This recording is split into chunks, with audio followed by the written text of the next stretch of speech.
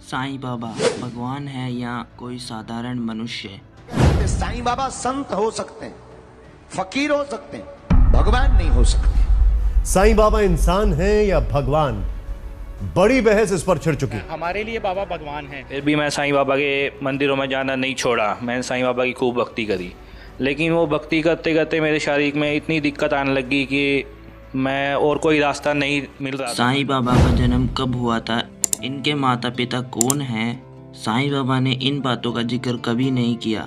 एक भक्त के पूछने पर साईं बाबा ने बताया कि उनका जन्म 28 सितंबर 1836 को हुआ। साईं बाबा जब 16 वर्ष के हुए तो पहली बार शिरडी में दिखाई दिए। लोगों ने पहली बार एक नीम के वृक्ष के नीचे साईं बाबा को समाधि में लीन देखा। आसपास के व्यक्ति देखकर बहुत प्रभावित हुए। कुछ समय शिरडी में रहने के बाद साईं बाबा वहां से चले गए। कुछ सालों के बाद चांद पाटिल नाम के एक व्यक्ति की बारात के साथ साईं बाबा फिर शिरडी में लौटे। अब आते हैं मुद्दे पर। साईं बाबा ने कुछ समय समाधि को मतलब हठ योग को दिया, जिससे साईं बाबा के कुछ पुण्य बन गए और साईं बाबा पूर्व जन्म से पुण्यकर्मी आत्मा थे, जिस कारण ही तो 16 वर्ष की आयु में भक्ति की लगन लगी। साईं बाबा के पुण्य होने के कारण अपने जीवन काल में कई ऐसे चमत्कार दिखाए जिससे लोगों ने इनको भगवान मानना शुरू कर दिया। लेकिन इन चमत्कारों से साईं बाबा के पुण्य अक्षीण हुए। इस कहानी के आधार पर हम कह सकते हैं कि साईं बाबा एक साधारण मनुष्य ही थे। बस उन्होंने अपनी चार्ज बैटरी यानी भक्ति कमाई से अन्य लोगों को सुख दिया, जिससे उनकी बैटरी खत्म होने लगी। लेकिन वर्तमान में एक संत मौजूद है जो परमात्मा के अवतार हैं, जगत गुरु तत्वदर्शी संत रामपाल जी महाराज। शास्त्रों पर आधारित भक्ति बताते हैं, जिससे साधक को सर्व सुख स्वतः ही होने लगते हैं। कि कबीर साहिब जी ही पूर्ण परमात्मा है। उनका जन्म और मरण नहीं होता, वे अजर अमर है। कबीर परमात्मा सह शरीर प्रकट होते हैं। ऋग्वेद मंडल नंबर 9 सूक्त 86 मंत्र 17 में यह उल्लेख किया गया है। कबीर परमात्मा ने अपनी अमर वाणी में भी यह प्रमाण दिया है कि वह किसी माँ के गर्भ से जन्म नहीं लेते, वे इस पृथ्वी पर जीव कल्याण के लिए प्रकट होते हैं। कबीर सागर में अगम निगम बोध के पृष्ठ 34 पर लिखा है, जो माता से जन्मा वह नहीं इष्ट हमारा। राम मरे कृष्ण मरे विष्णु मरे साथे जामनहारा। तीन गुण है तीनों देवता, निरंजन चौथा कहिए। अविनाशी प्रभु इस सब से न्यारा, मोकू वह चाहिए। 5 तत्व की देह ना मेरी, ना कोई माता जाया।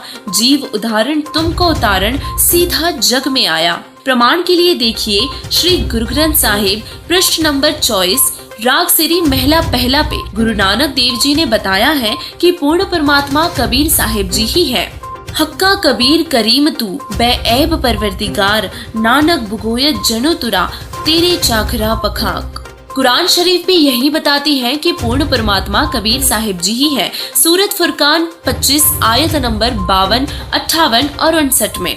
बाइबल में भी यह प्रमाण मिलता है कि कबीर साहिब जी ही सुप्रीम गॉड है। अय्यूब 36:5 ऑर्थोडॉक्स यहूदी बाइबल OJB में। और सबसे अचरज की बात तो ये है कि वर्तमान में जितने भी कबीरपंथी हैं, वे भी कबीर साहिब जी को सदगुरु ही मानते हैं, पूर्ण परमात्मा नहीं मानते। सच्चा कबीर पंथ संत रामपाल जी महाराज जी के सानिध्य में संचालित हो रहा है, जो पूर्ण परमात्मा कबीर साहिब जी के वास्तविक तत्व ज्ञान को बताते हैं। संत रामपाल जी महाराज जी ने सभी सदग्रंथों व उन महापुरुषों की अमृत वाणियों से यह सिद्ध करके बताया है कि कबीर साहिब जी ही पूर्ण परमात्मा है, लेकिन हम उनको भूले बैठे हैं। वर्तमान में लोग इतनी ज्यादा अंधश्रद्धा भक्ति कर रहे हैं कि पत्थर से लेके गोबर तक को भगवान मान बैठे हैं, लेकिन कबीर साहिब जी को भगवान नहीं मानते। आज लोगों की आस्था अंधश्रद्धा भक्ति में इतनी ज्यादा हो गई है कि वो भगवान को खोजने के लिए सैकड़ों किलोमीटर पैदल यात्रा करके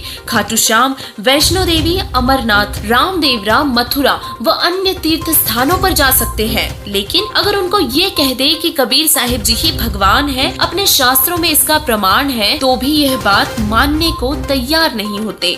जबकि वास्तविकता यही है कि कबीर साहिब जी ही पूर्ण परमात्मा है। जब कबीर कबीर परमात्मा 600 वर्ष पहले काशी के लहरतारा तालाब में कमल के फूल पर प्रकट हुए थे। उस दौरान कबीर परमात्मा 120 वर्ष इस मृत्यु लोक में रह कर गए थे और अपनी अमर वाणियों और तत्व ज्ञान से जन जन को यह बताया कि वह समर्थ पूर्ण परमात्मा है। और उसी दौरान कबीर परमात्मा ने अनेकों ऐसे चमत्कार किए थे जिसे देखकर आप यह आसानी से समझ सकते हैं कि ऐसे चमत्कार केवल पूर्ण परमात्मा ही कर सकता है। कबीर परमात्मा ने मरी हुई गाय को जीवित किया और मृत कमाल व कमाली को भी जीवित किया था। इन चमत्कारों से यह सिद्ध होता है कि आयु केवल कबीर परमात्मा ही बढ़ा सकते हैं और जितने भी देवताओं के अवतार हुए हैं वह किसी की भी जन्म और मृत्यु को नहीं रोक सके हैं और न ही उनकी आयु बढ़ा सकते हैं, क्योंकि उनका खुद का जन्म और मरण होता है तो वह अपने साधक या भक्त का जन्म मरण मिटाकर उनकी आयु को भला कैसे बढ़ा सकते हैं। आज यदि कोई सुख और पूर्ण मोक्ष लेना चाहता है तो वह कबीर परमात्मा की भक्ति से ही मिल सकता है।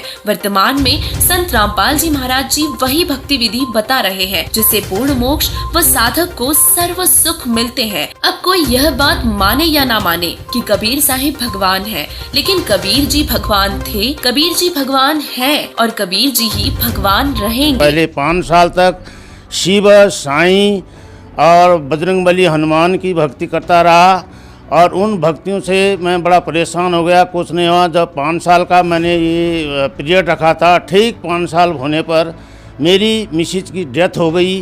3 लड़कियों की मैंने शादी की, तीनों की तीनों वहाँ से घर से वहाँ अपने ससुराल से घर में वापस आ गई। मैं बोला ये क्या। 3 दफ़े मैं शिरडी में गया। शिरडी में जा कर के साईं मंदिर में भी मैंने स्टाम्प लिख कर के आया, जो कि स्टाम्प की कापी अभी मेरे पास में है। वहाँ तहसील से मैं स्टाम्प लाया हुआ हूँ।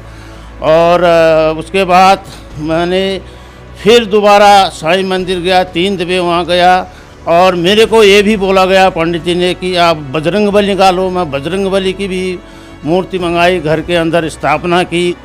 हाँ साहब, मुझे लाभ हुआ। सबसे पहले संत रामपाल जी ने मेरे शरीर की जितनी बीमारियां थी सारी दूर कर दी। मेरा शुगर बिल्कुल नॉर्मल कर दिया, जो कि मेरा शुगर 450 निकल रहा था और डॉक्टर ने मेरे को बोला आपको एडमिट होना पड़ेगा, नहीं तो आपके गुर्दे सारे खराब हो जाएंगे। तो वो शुगर आज के दिन मैं यहाँ पर इंटरव्यू में आया हूँ, मैं आज ही शुगर नाप के आया। मेरा जबकि 140 तक होना था, मेरा 128 शुगर निकल रहा है, जिसका कि मेरे पास सर्टिफिकेट भी है। और पहला लाभ ये हुआ कि मैं स्वस्थ हो गया। स्वस्थ होने के बाद फिर मेरी लड़की, छोटी सी लड़की एक, जो कि जहाँ मैंने उसकी शादी करी थी, उसका आदमी ऐसे नाकामयाब निकला हुआ था कि मैं बड़ा दुख हो गया है, बच्ची की शादी कर रखी है। तो उस लड़की, जब मैंने 2 नवंबर 2017 को रामपाल जी की भक्ति मैंने जब शुरू की गुरु की, तो ठीक 8 नवंबर 2017 को मेरे घर में ऐसे रिश्ते आने लग गए कि पूछो मत। संत रामपाल जी को बोला आप जो है आप ही संभालो। वो करने के बाद तुरंत रिश्ता वहाँ पर तय हो गया और कोर्ट में आकर संत रामपाल जी की दया कृपा से कोर्ट में रजिस्ट्रेशन भी हुआ। फिर ठीक 15 जनवरी 2018 को शादी तय हुई। बड़ी अच्छी तरह से देवताओं की, साईं बाबा की मैं ज़्यादा करता था, इष्ट मानता था। तो मैं उनकी भक्ति करते करते हुए भी करता रहा। फिर अचानक शारीरिक प्रॉब्लम हो गई, शरीर में कुछ परेशानी होगी। फिर भी मैं साईं बाबा के मंदिरों में जाना नहीं छोड़ा। मैंने साईं बाबा की खूब भक्ति करी, लेकिन वो भक्ति करते करते मेरे शरीर में इतनी दिक्कत आने लगी कि मैं और कोई रास्ता नहीं मिल रहा था। मैं डॉक्टर के पास भी गया, वहाँ भी दिखाया, वहाँ भी कोई इलाज नहीं हुआ। डॉक्टर ने दवाई देते रहे तो ठीक रहा, दवाई छोड़ते ही मेरे वो दिक्कत फिर शुरू हो गई। जैसे ही मैं संत रामपाल जी महाराज से नाम दीक्षा लेने गया तो मैं नाम दीक्षा ली। नाम दीक्षा लेते ही मैंने दंडवत गुरु जी के आगे जैसे उन्होंने करा तो मैंने भी वैसे ही करा। मैंने नाम दीक्षा ली तो बोले नियम समझाए, देव देवताओं की भक्ति नहीं करनी और ये श्राद्ध वगैरह नहीं करना। मैं चलो जी नियम सारे पुगा लूँगा।